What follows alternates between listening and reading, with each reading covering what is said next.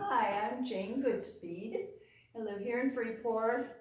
I moved here from Michigan, and my parents lived in the suburban part of the city of Detroit.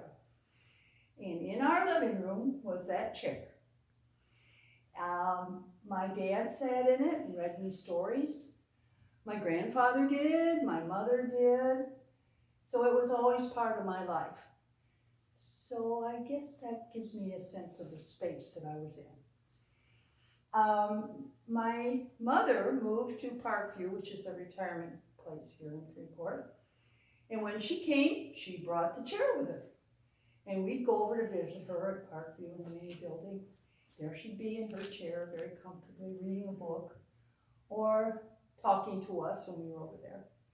So when we moved to Parkview into a condominium, we moved the chair right along with us. And so we still talk about it as Grandma's chair because that's where Grandma always sat.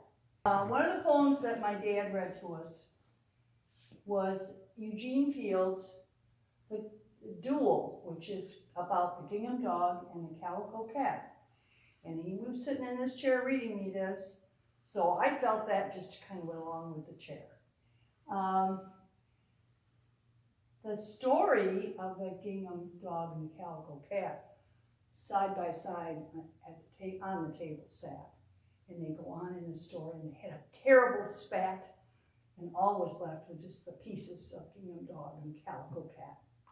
Well, being a person who likes to do collage, that fits me just fine, because I tear up magazines and other pieces of material that I can use in these, and I make my own gingham dog, calico cat combination of the colors and the things that I like to use to tell my story. And here I put some pages from a book. It was an old paperback that nobody would want. And I use those for the background because this lady is going to sit here and read this book. And in here I've tried to get the gingham and the calico for each of my animals.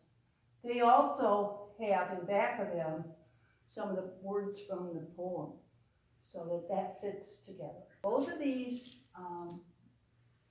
pieces of artwork were done with collage, and I enjoy that especially. I took a class in how to do it when I was down in Texas visiting my children, and we spent the winter times down there. The woman that taught us did all of her work with paper and watercolor. She would fix, and I've used a little shading on some of these too. But she said she liked torn collage. Now, a lot of people that like to cut everything carefully, but I rather enjoy getting a magazine and tearing it all up into pieces, which is what I did here. And it's kind of like doing a puzzle. You look at it, or I'm sure it's related to people that do quilting. You pick out the colors that emphasize what you want, and you make whatever your quilt asks for, and that's the kind of thing I do here. So it's enjoyable.